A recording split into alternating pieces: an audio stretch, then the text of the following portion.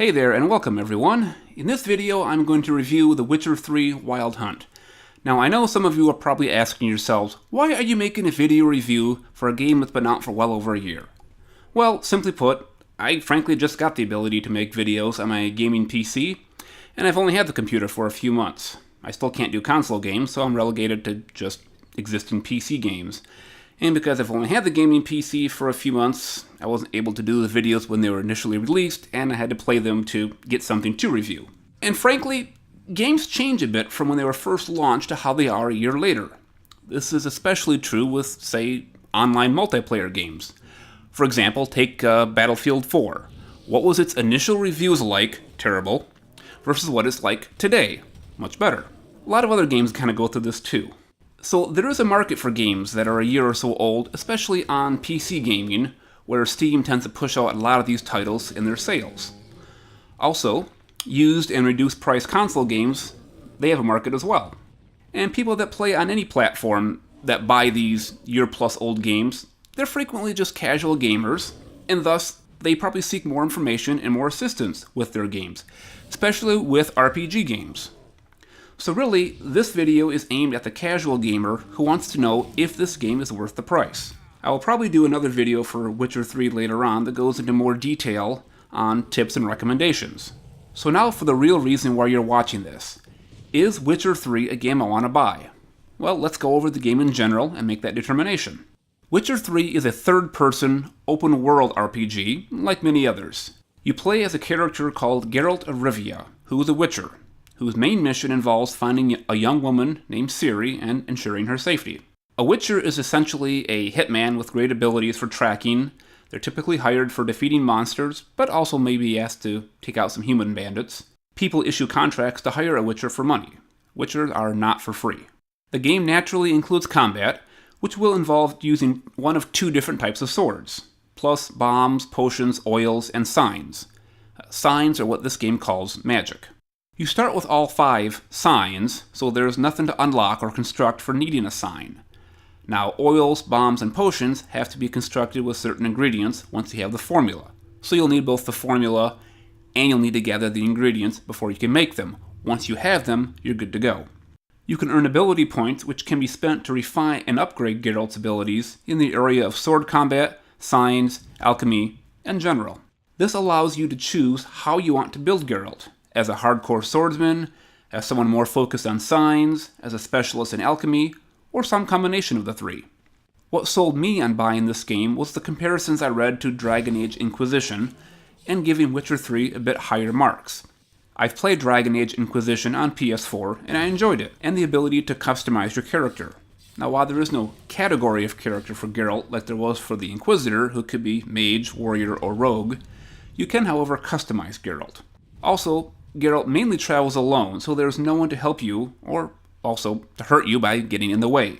Anyone who's ever played The Last of Us knows what it's like to walk around with a 14-year-old girl who's always getting in the way and blocking your doorways. The graphics in Witcher 3 are definitely worthy of the great reviews that they've received, and the gameplay does take quite a while to complete. I don't know exactly how long it took on my first playthrough, but it seemed longer than Dragon Age Inquisition, which has a timer, and that took well over 100 hours to beat. And this is also including that I did not complete the entire Witcher 3 game. There was plenty of a section of map that I did not explore. So if you are looking for an RPG where you can invest well over 100 hours, then Witcher 3 is definitely one to be considered. There are certainly scenes in Witcher 3 that contain adult content, specifically topless women. This is something to just be aware of in case you're going to find that offensive. There are some romantic options, as in other games, but not nearly as many and not as open. You can't just romance anyone that you desire in the game. It's very, very focused and pretty much towards one of two. I played Witcher 3 without playing any previous Witcher games, and frankly, I had no trouble with the game. I had no trouble with the storyline. They kind of give you a little bit of a background on that if you need it. So if it's a worry for you that you've never played any other Witcher games, don't let that be a problem. You're going to get by just fine. There are several difficulty levels you can choose at the beginning, so you're not stuck at just one difficulty or one approach. The 2 easier levels allow you to renew or replenish all of your vitality, what other games may call health, while you meditate, which also refills all of your potions, bombs, etc. Now, the higher difficulty levels only allow you to refill the consumed items, such as the potions and bombs and etc., but not that vitality.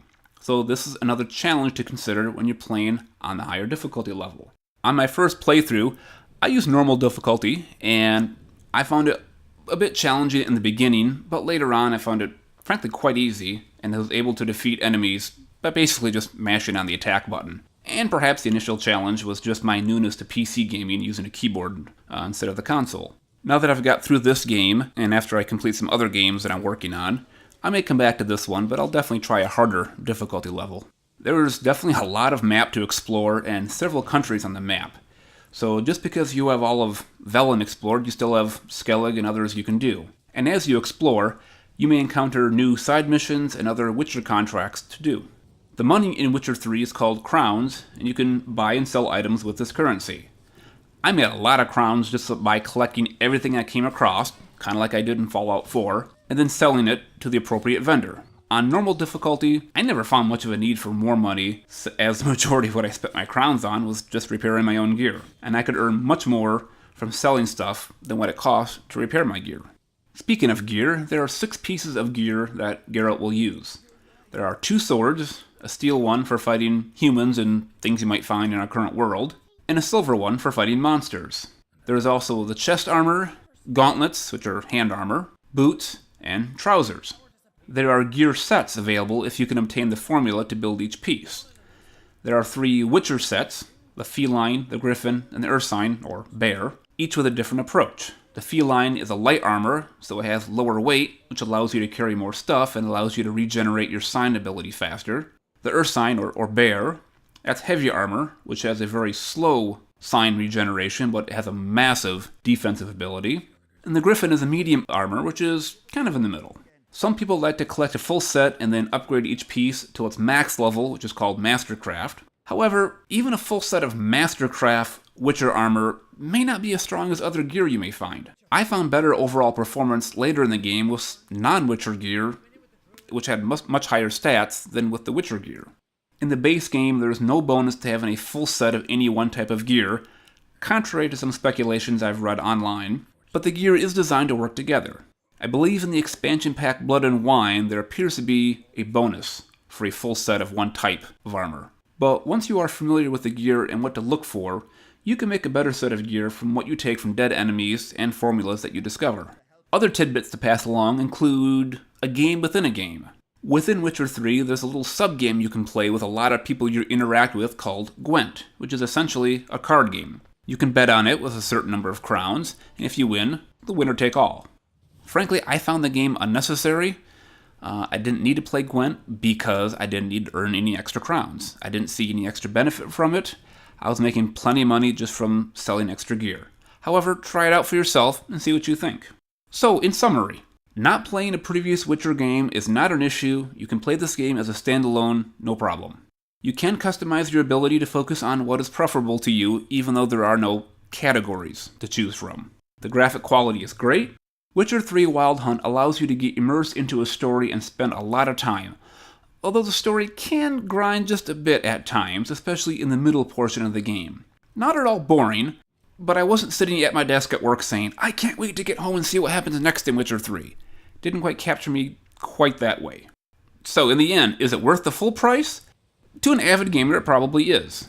But to a casual gamer, if you can catch it on sale, you probably won't be disappointed. I've personally compared it to various aspects of Dragon Age Inquisition, so if you like that game, you should have equal or probably better liking to Witcher 3. That's all for this video review of The Witcher 3 Wild Hunt. As always, you can leave any comments or feedback in the comments section below. Good day and happy gaming!